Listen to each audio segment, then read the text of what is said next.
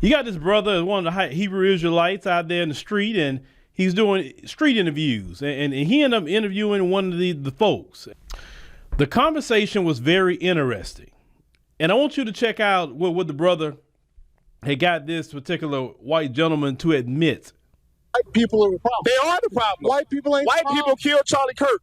White people enslaved nations of people. White people ruined this country. White people, not black people. Black people built this country from the ground up. White people came and ruined it. The Italian mob, the Russian mob, the Irish mob. America was divided before I came and talked to you. Let me ask you. You were sitting here with people who disagree with Trump, and you agree with Trump. Yeah.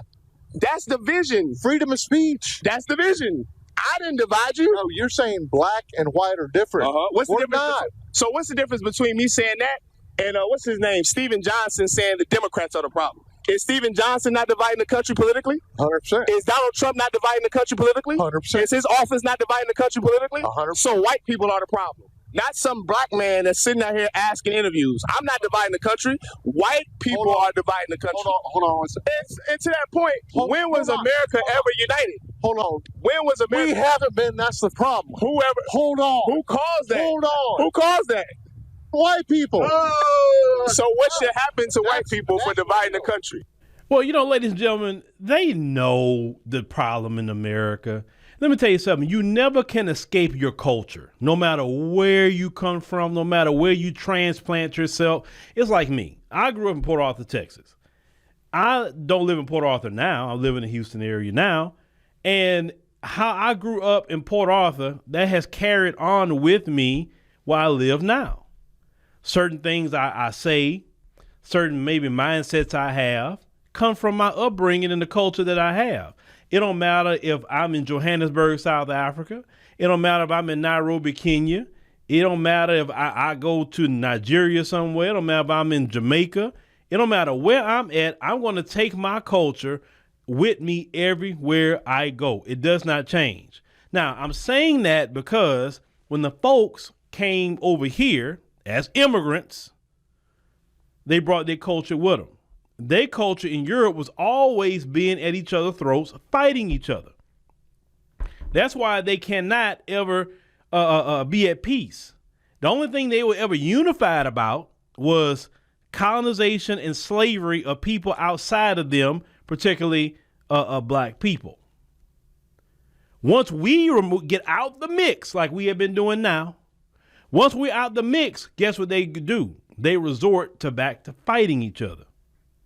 And if they're not fighting each other, they look for the next person who's not them to attack them. That's why the East Indians are dealing with it. And that's why the Hispanics are being targeted, because we're not in the mix. Because we chilling. We doing our own thing. We're not even fighting with them no more. Hey, you got it. Do whatever you want to do. We're not even tripping right now on you. You understand? This guy understand that the problems in America that's here is due to his particular community, because they always fighting each other and keeping a lot of things going. The only time they unify them or keep repeating that is when they are against us. It don't matter what political persuasion they have. It don't matter about no gender. It don't matter about no sexual orientation. When it comes to us, they all are unified about us. But after that is gone, they fall apart. They at each other's throats. They can't agree on nothing. Listen, you got white folks that support Trump and MAGA and all of that. They got the House, they got the Senate, they got the Supreme Court, and they still not happy about any of it. Now MAGA's infighting. Now you got MAGA versus America First. Now they got factions now while they eat at each other's throats. And I'm sitting up here looking like, man, this is interesting to watch. I love it. I watch my popcorn. Because I'd rather them go implode on each other than unifying and attacking my people. So, yeah, do it. Listen, I understand the culture. And the culture is they can't get along with nobody, not even their own people. You look at how they don't like each other in Europe. They don't like each other like that. They don't. They've done great atrocities to each other. So how do you expect them to come anywhere and get along? In South Africa, the folks over there, they don't get along with nobody. You hear about the stories in Namibia, how they don't get along with nobody. Everywhere they go, they do not get along with nobody and can't get along with each other. So America's never been united, never been at peace. It's not a peaceful place. It wasn't established as a place to be peaceful.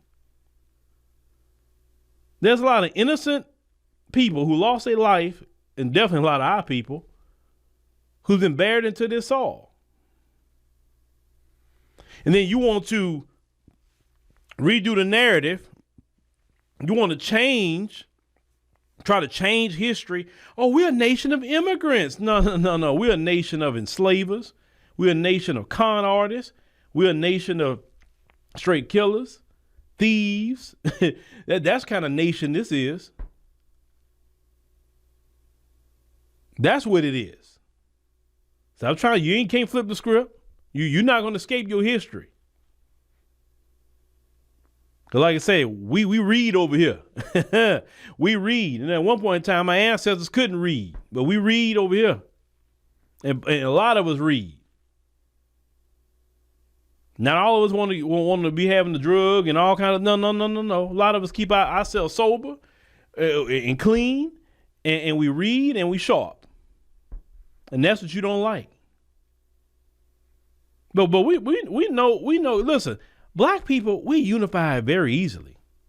We unify so easily that we know when to unify and not even talk to each other.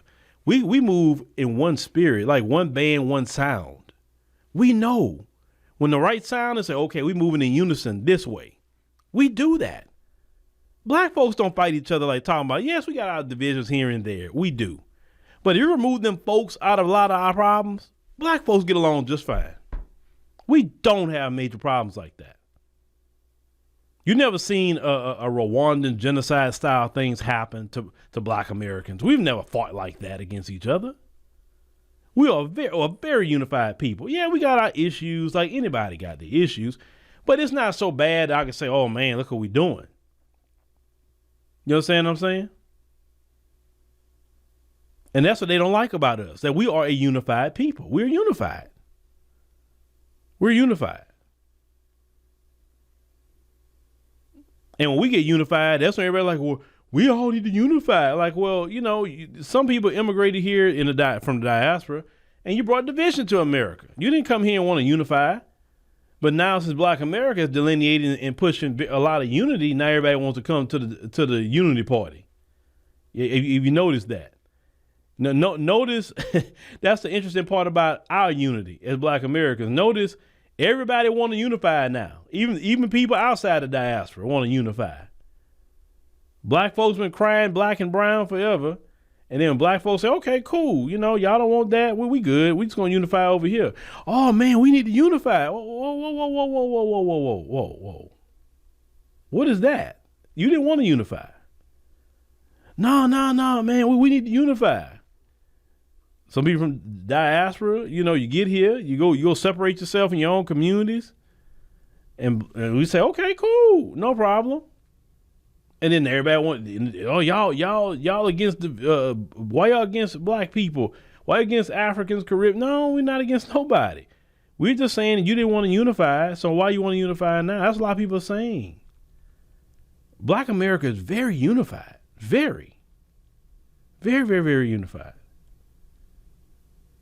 Now, our issues with black, immigrants, I don't believe that's a hard fix. I personally don't believe it's a hard fix. But with these other groups, and them folks in particular, they've never been unified with nobody. And when they are upset, they cause problems.